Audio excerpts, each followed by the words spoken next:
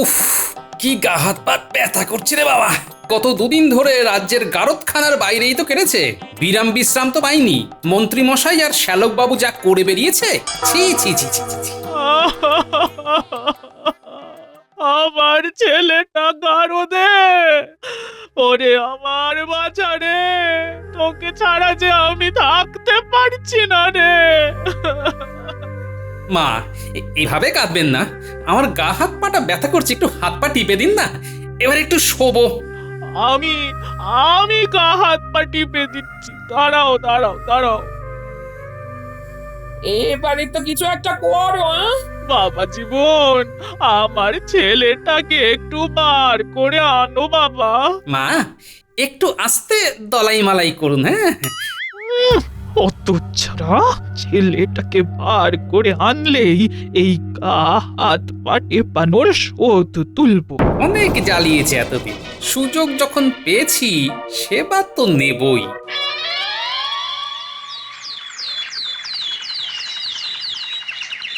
আজকে বেতন পাবো, মনটা আলাদাই ফুরফুরে লাগছে।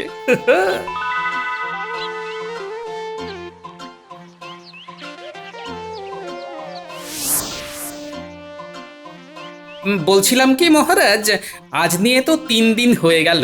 মন্ত্রীমশাই আর শ্যালককে কবে ছাড়বেন কিছু ভাবলেন? ওরা যে হারে বাড়াবাড়ি করেছে তাতে ভাবছি এখন কোনো মতেই ছাড়বো না। শ্যালককে না ছাড়াতে পারলে তো আমার বাড়িতে দিনে রাতে অত্যাচার চলবে। উফ, কি বিপদ।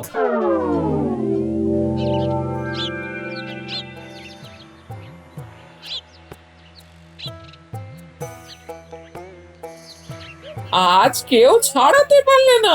মহারাজ এবারে ওদের উপরে ভীষণ রেগে আছেন। মনে হচ্ছে না আমি আদৌ কিছু করতে পারবো বলে। কি, তুমি মহারাজের এত প্রিয় পাত্র হয়ে তাহলে করেলেটা কি? আচ্ছা, তাহলে আপনার সন্তান হয়েও আপনার নয়নের মণি এই ধরনের কাজটা করলো কিভাবে শুনি? কই, তার দিদি তো অমন নয়। কি তুমি তুলনা টানছো এখন? একে তো ছাড়াতে পারোনি, তার উপরে আবার আমার মায়ের সেবাও নিয়েছো।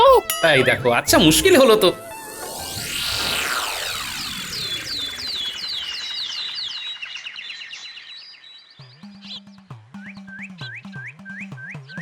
না না না না, এর একটা বিহিত করতেই হবে। আরে এইভাবে কাজ করা যায় নাকি? গারদের ভিতরে তাই 2 পাগলের তাণ্ডব করছে।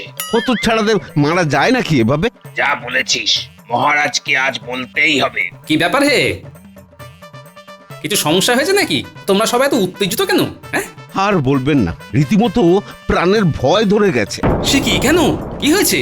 গারদের মধ্যে মন্ত্রী মশাই আর আপনার শালা মারপিট করছে নিজেদের ভিতরে, আর আমরা কেউ কিছু বলতে গেলেই গারদের ভিতর থেকে বাটি ঘটি যা পাচ্ছে ছুঁড়ে মারছে।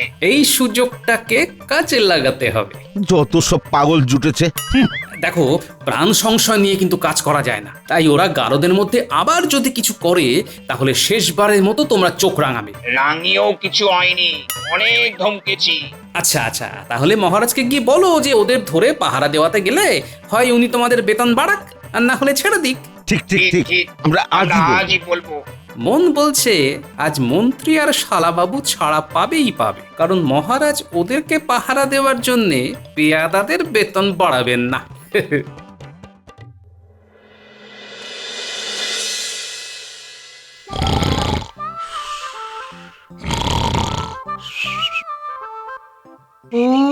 ওরে বেটা মন্ত্রী, সারা দুপুর তোমাকে ঘুমোতে না দিয়ে কানের কাছে আমার গোষ্ঠীর পিন্ডি চটকে এখন নাক ডাকিয়ে ঘুমানো। দেখাচ্ছি দেখাচ্ছি মজা। এই এই এই কে রে, কে রে, কে কে কে কে আমার চুল ধরে টানছে? আরে মাত্র এই কটা চুল আমার। আরে আমি টানছি রে বেটা পাজি ব্রো, আমি আজ তোর সব চুল টেনে উঠিয়ে দেবো। এই এই ছাড় ছাড় ছাড় বলছি, ছাড়। ওই দেখ, ওই দেখ, পাগল দুটো আবার শুরু করেছে। চল তো চল, এবারে ঠ্যাঙাই। বলছি, রাজ্যের মন্ত্রীর গায়ে হাত দিলে কিছু আবার হবে না তোরে? কি আবার হবে? হ্যাঁ, ওরা এখন আমাদের কাছে ওই গারদের বন্দি, তাই বাড়াবাড়ি করলে কয়েক হাত দিতেই হবে। এই ছাড় ছাড় ছাড় বলছি ছাড়। এই এই পাগলেরা তোরা থামবি?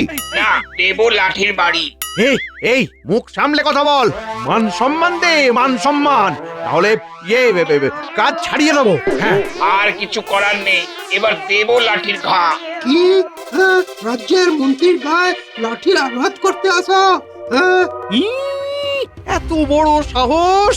মন্ত্রী মশাই, ঘটিটা হাতে নিয়ে ছুঁড়ে মারুন, ছুঁড়ে মারুন।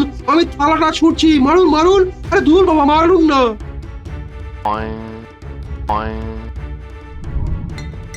ওরে বাবারে, ওরে বাবারে, চলে দিল রে, ওরে বাবারে। আমার আমার কপালটা ফাটলো রে। আহ, আহ, মহারাজের কাছে চল।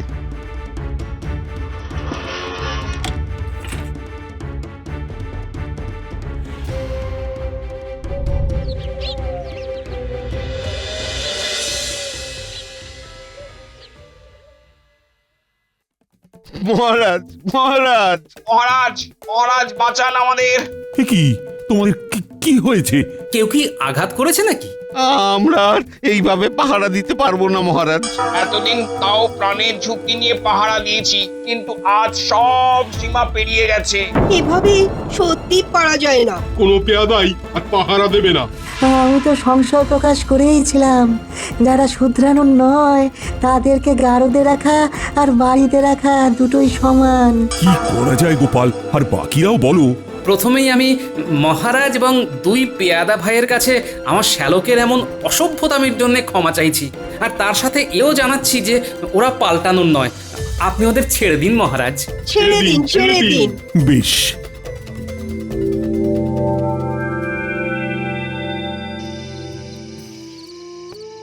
মহারাজ, আমাদের কারাগার থেকে মুক্তি দেওয়ার জন্য অসংখ্য ধন্যবাদ। তোমরা শুধরানো নয় বলেই বাধ্য হয়ে মুক্তি দিয়েছি। যাকে যাক, তোমাদের সাথে আর বেশি কথা বাড়াতে চাই না। তোমরা এখন যাও। মহারাজ, পেন নাম নেবেন। ওই গারদের ভিতরে ওই শুধরাইনি ঠিকই, কিন্তু আমি এইবার বাইরে থেকেই ঠিক শুধরে যাব। দেখবেন, একদম শুধরে যাব। অনেক হয়েছে, এবারে বাড়ি চলো।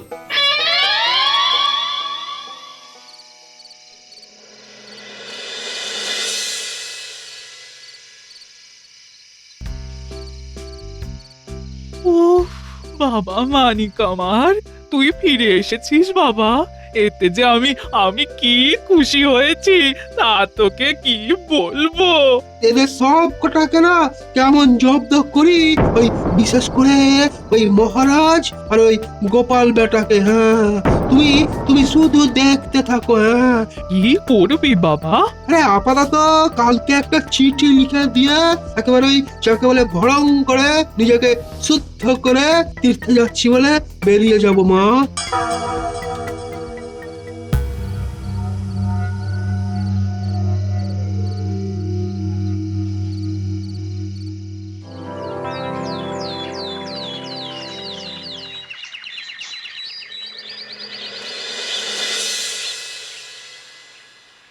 কই গো, কই কে আছো?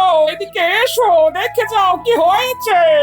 কি গো, কি ব্যাপার? এই দেখো দেখো, আমার ভাই এখানে চিঠি লিখে নিজেকে শোধরাতে তীর্থে বেরিয়ে গেছে গো। মানিক আমার ঘরেই ফিরতে পারলো না, বেরিয়ে গেল। মাগো, আমি তো আর পারি না। কই কই, চিঠিটা কই? পড়ে দেখি তো একবার। কোথায় গেছে, কবে ফিরবে, কিছু বলেছে? না মা, সেসব কিছু বলেনি। তবে খামোখা চিন্তা করবেন না, নিজে যখন বুঝেছে যে তার নিজেকে পাল্টানোটা সত্যি দরকার, তখন ঠিক সিদ্ধান্তই নিয়েছে সে।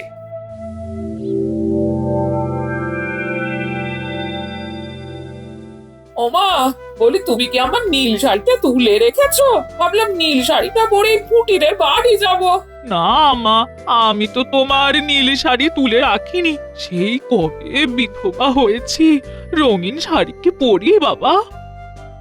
ও, নীল শাড়ি পাচ্ছ না তো লাল শাড়ি পরে যাও। যতদূর মনে পড়ছে অন্য কোথাও শাড়িটা তুলে রাখিনি আমি, এই দালানেই ছিল।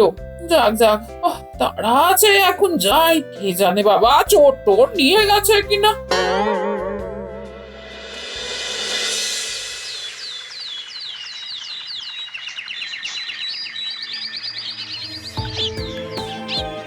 তাহলে উজির তুমি বলছো কৃষ্ণচন্দ্রকে জব্দ করতে গেলে মন্ত্রীর বুদ্ধিতে কাজ হবে না, কারণ কৃষ্ণচন্দ্রের রক্ষক গোপাল আছে বলে। আগে হ্যাঁ জাহাপানা। আসতে পারি নবাব বাহাদুর? আগে আমি ওই কৃষ্ণনগরের ওই গোপাল ভাঁড়ের শ্যালক। এখানে এসেছি ওই আপনাদের সাথে একটু কি বলে ওই হাত মেলাতে। কেন? মন্ত্রীর মুখে শুনেছি যে আপনারাও নাকি ওই কৃষ্ণচন্দ্রকে জব্দ করে ওই গদি ছাড়া করতে চান। আমিও না সেইটাই চাই, তাই আজ এখানে ছুটে এসেছি। তা তোমার এই রকম মনোভাবের কারণটা কি শুনি? আসলে কি হয়েছে জানেন, উনি না আমার বিগত বেশ কয়েকদিন ধরে না ওই জেল খাটিয়েছেন, বুঝলেন। ওই আমি যদি ওই তাকে ওই গোটা রাজ্যবাসীর সামনে চরিত্রহীন প্রমাণ করতে পারি, তাহলে তাহলে ভেবে দেখুন নবাব বাহাদুর, আপনার তাকে গদি ছাড়া করতে কতটা সুবিধে হবে। চরিত্রহীন? বাবা, কি ধুরন্ধর হে তুমি! কিভাবে সেটা প্রমাণ করবে? আরে বাবা, একটি স্ত্রী লোক সেজে রাজার সাথে এমন বার্তালাপ করবো না যে রানীমা রাজাকে সন্দেহ করবেন। এবারে খুব সোজা, জলের মতো। সফলতা পেলে তুমি কি চাও নবাবের থেকে? আগে কি আর চাইবো, কৃষ্ণনগরের রাজ সিংহাসনটাই দিয়ে দেবেন, নিয়ে নেবো। বেশ, তবে লেগে পড়ো।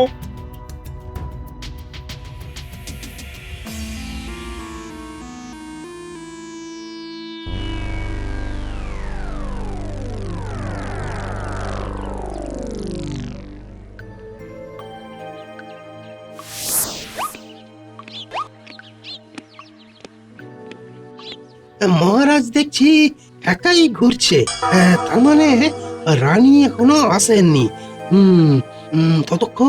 ততক্ষণ পর্যন্ত আমি বরং এই লুকিয়ে থাকি, পরে ওই ঝোপ বুঝে কোপ মারবো। আহ, আজ কি সুন্দর হাওয়া দিচ্ছে। রানীরও বেশ ভালো লাগবে। তবে রানী আস্তে আস্তে আজ সন্ধে হবে মনে হচ্ছে। আরে ওই তো রানীমা আসছেন। যাই যাই, খেল শুরু করি। ওই তো রানী আসছে।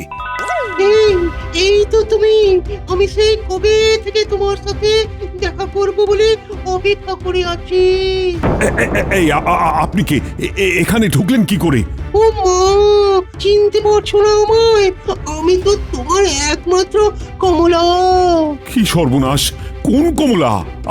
আমি তো আপনাকে চিনি না। যান বের হয়ে যান। একে এই মহিলাটিকে, উনি আপনার গায়ে এভাবে পড়ছেন কেন? আমি জানি না রানী। রানীমা মিথ্যা কথা বলছেন আপনাকে। আমি কে উনি আমার কে হল, এসব কিছু উনি জানেন রানীমা, সব জানেন। এই তুমি কে একটু দেখি, সামনে ফেরো তো দেখে।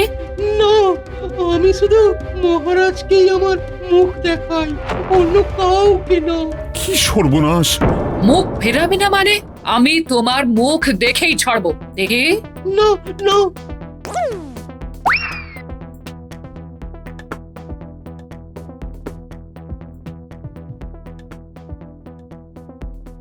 আমার তো সর্বনাশ হয়ে গেল। কি হয়েছে মহারাজ? রানীমাকে জ্ঞান শূন্য হয়ে ছুটতে দেখলাম একজন মহিলার পিছু পিছু। আর বলো না, ওই মহিলা এসে বলছেন ওনার নাম কমলা, উনি নাকি আমায় চেনেন। আর তারপরে রানীর সামনেই আমায় তুম করে জড়িয়ে ধরলেন। এদিকে আমি ওনাকে চিনিও না। এই বয়সে মহারাজকে জড়িয়ে ধরেছে।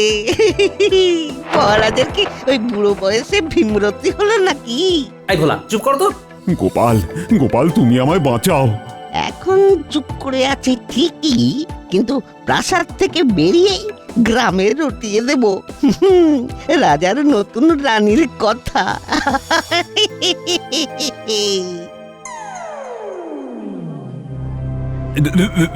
রানী এভাবে চলে যেও না, আমার কথাটা শোনো। আমার আর কিছু শোনার নেই মহারাজ, আপনি এতটা নিচে নামলেন ভাবতে পারছি না। রানীমা, এভাবে একা যাবেন না। আমার মনে হয় মহারাজের সাথে কেউ কৌতুক করেছে। যা প্যাচ দিয়েছি না রাজাকে, উফ, সে এখন পাকে পড়েছে। কত লোক এসেছে রঙ্গ দেখতে, রানীমা আবার চলেও যাচ্ছে। উফ, রানী যেও না, রানী। রানী বেরোলেই না একেবারে খপ করে ধরে ডেরায় নিয়ে গিয়ে গুম করে রাখবো।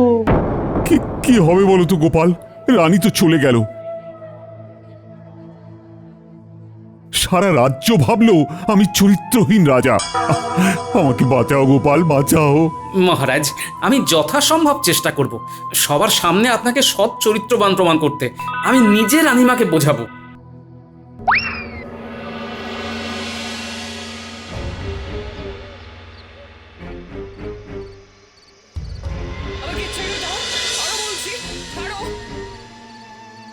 আমাকে ছেড়ে দাও, ছাড়ো বলছি, ছাড়ো। কচু ছাড়বো, আমায় জেলের ঘড়ি টানতে হয়েছে। হ্যাঁ, তাই আপনাকে আমি ওই গুম করে কষ্ট দেব, আর আপনি হুম হুম করবেন। হুম।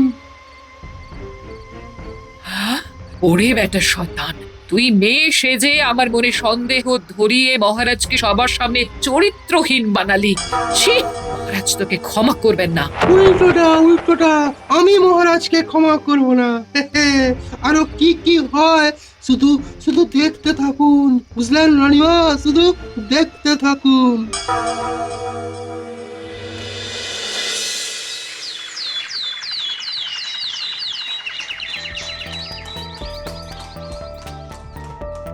নবাব, নবাব বিশ্বাস করুন, আমি ওরকম নই।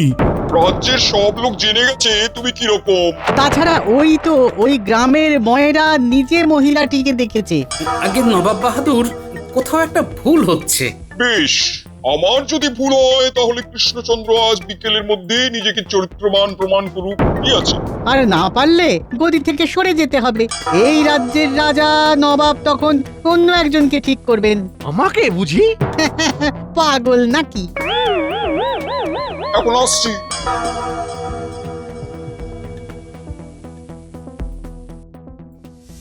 ও গোপাল, কিছু একটা করো না। আমি আসছি মহারাজ, দেখছি কি করতে পারি, কিন্তু বেশিরভাগটাই নির্ভর করছে রানীমার উপরে।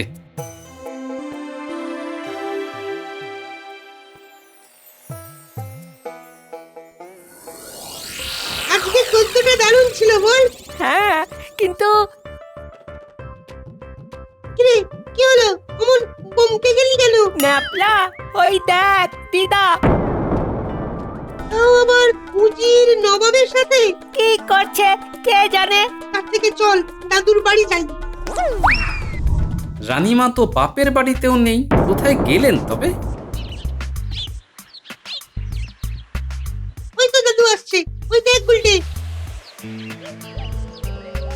ও দাদু, দাদু। আরে তোরা, তোমার বাড়িতেই তো যাচ্ছিলাম। কিছু হয়েছে নাকি? হ্যাঁ, দিদাকে দেখছি। জঙ্গলে একটা তাঁবুর সামনে, সঙ্গে আবার নবাব উজিরও আছে। কি বলিস? ঠিক দেখেছিস? নবাব উজিরও ছিল, আবার জঙ্গলে তাঁবু খাটানো? হ্যাঁ, একদম। দিদা নীল শাড়িটা পরেছিল। আচ্ছা, বুঝেছি। তোরা এক কাজ কর, শিগগির করে পুঁটির বাবাকে বেশ কয়েকটা লাঠি আর কয়েকজন চাষি ভাইকে নিয়ে জঙ্গলের মুখটায় দাঁড়াতে বল। আমরা তাঁবুর কাছে যাব। তার আগে আমি এক্ষুনি একবার বাড়ি ঘুরে মহারাজকে ডেকে নিয়ে আসি।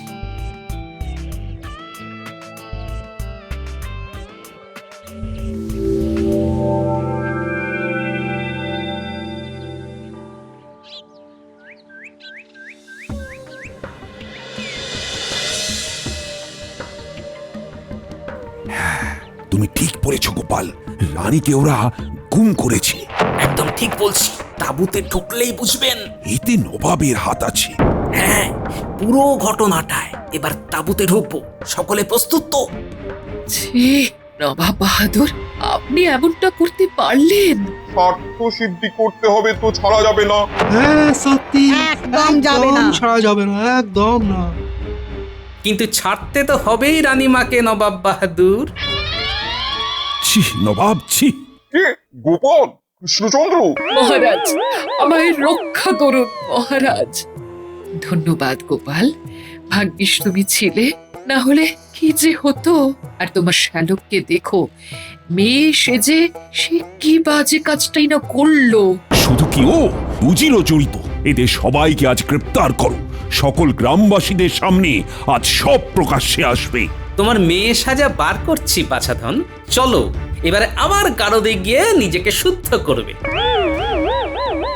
ইস, আমিও যদি কয়েকজনকে এমন সপাটে চড় মারতে পারতাম। কিছু বললে? আগে না।